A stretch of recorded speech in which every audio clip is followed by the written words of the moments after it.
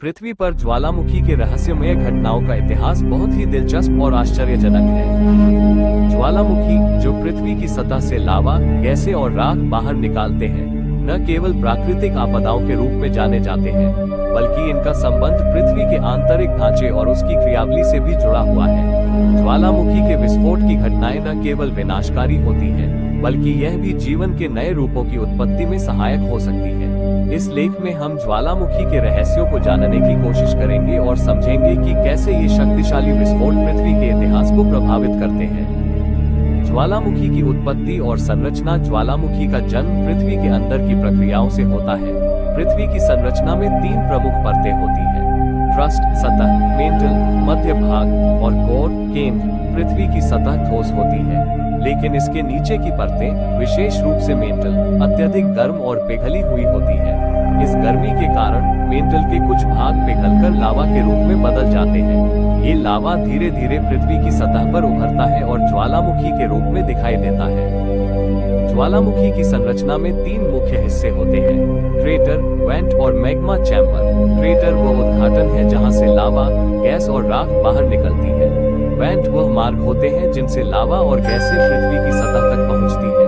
और magma chamber वह स्थान है जहां पृथ्वी के अंदर पिघला हुआ लावा जमा होता है। जब इस मैग्मा चैम्बर में दबाव बहुत बढ़ जाता है, तो ये लावा वेंट के माध्यम से बाहर निकलने के लिए विस्फोट करता है, और यह विस्फोट ज्वालामुखी का रूप लेता है। ज्वालामुखी विस्फोट का कारण। ज्वालामुखी के विस्फोट के कारणों को समझने के लिए हमें पृथ्वी के आंतरिक संरचना और भूकंपीय गतिविधियों के बारे में जानकारी होनी चाहिए। पृथ्वी की प्लेटें हमेशा गतिशील रहती हैं और एक दूसरे से टकराती या एक दूसरे से दूर जाती हैं। जब ये प्लेटें एक दूसरे से टकराती हैं, तो दबाव बढ़ता है और इससे पृथ्वी के अंदर की गहराई से मैग्मा की गति उत्पन्न होती है। यह मैग्मा धीरे धीरे पृथ्वी की सतह पर आने की कोशिश करता है। जब ये पर्याप्त दबाव जमा करता है, तो यह विस्फोट के रूप में बाहर निकलता है, जिसे हम ज्वालामुखी विस्फोट कहते हैं।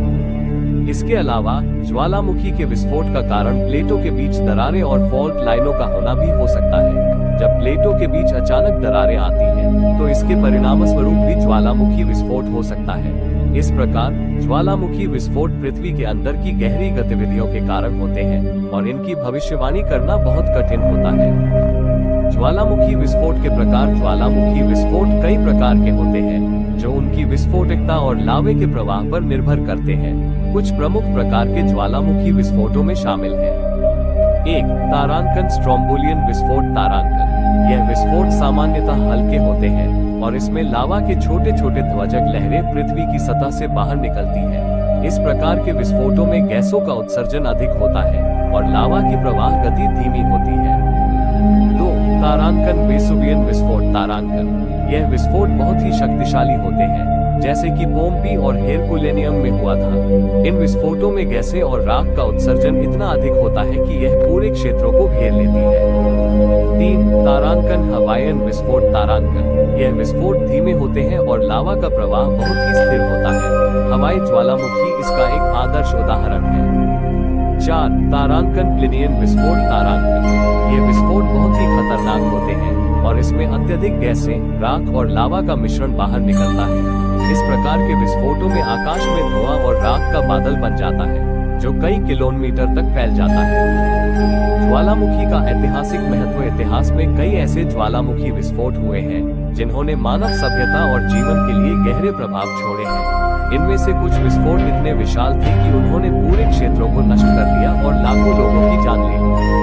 एक प्रमुख घटना, जिसे हम पोम्पी का विस्फोट कहते हैं, इतिहास में सबसे बड़े ज्वालामुखी विस्फोटों में से एक है। यह विस्फोट लगभग 79 ईस्वी में हुआ था, जब माउंट वेसुवियस ज्वालामुखी ने विस्फोट किया। इस विस्फोट ने इटली के पोम्पी और हेरकुलेनियम जैसे शहरों को नष्ट कर दिया। इस विस्फोट के कारण राख और लावा की मोटी परतें इन शहरों पर गिर गईं, और इन शहरों में रहने वाले लोग भारी मात्रा में मारे गए। पोम्पी के लोग अपनी रोजमर्रा की गतिविधियों में इतने व्यस्त थे कि उन्हें इस भयावह विस्फोट का अंदाजा ही नहीं हुआ। विस्फोट के कारण शहर पूरी तरह से दब गए थे, और इसने इस प्राचीन सभ्यता को पूरी तरह से समाप्त कर दिया। आज भी पोम्पी और हेरकुलेनियम का अवशेष एक महत्वपूर्ण ऐतिहासिक स्थल के रूप में मौजूद है, जहां हम इस प्रलयकारी विस्फोट के अवशेष देख सकते हैं।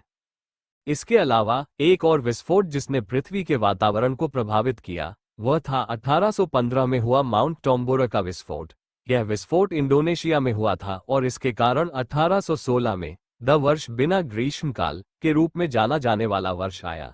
इस विस्फोट के बाद पृथ्वी का तापमान सामान्य से बहुत नीचे गिर गया और दुनिया भर में खराब फसलें और भयंकर अकाल की स्थिति उत्पन्न हो गई।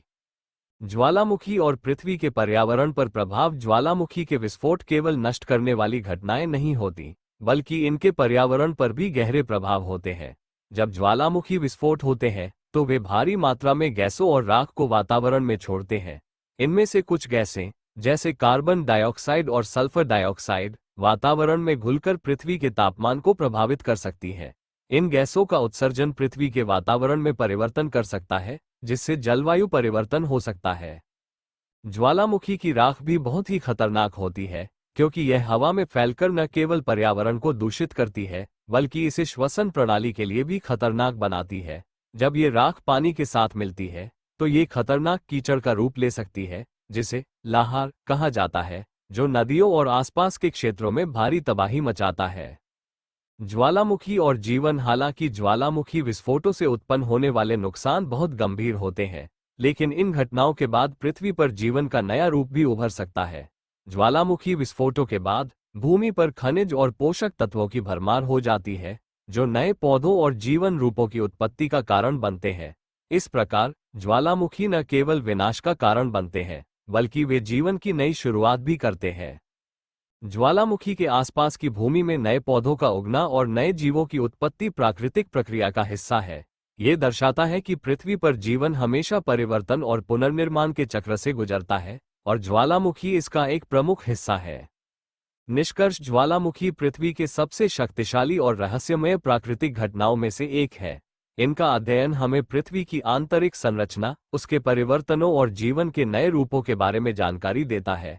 ज्वालामुखी न केवल विनाशकारी होते हैं, बल्कि वे पृथ्वी पर जीवन के विकास और पुनर्निर्माण के लिए भी महत्वपूर्ण भूमिका निभाते हैं।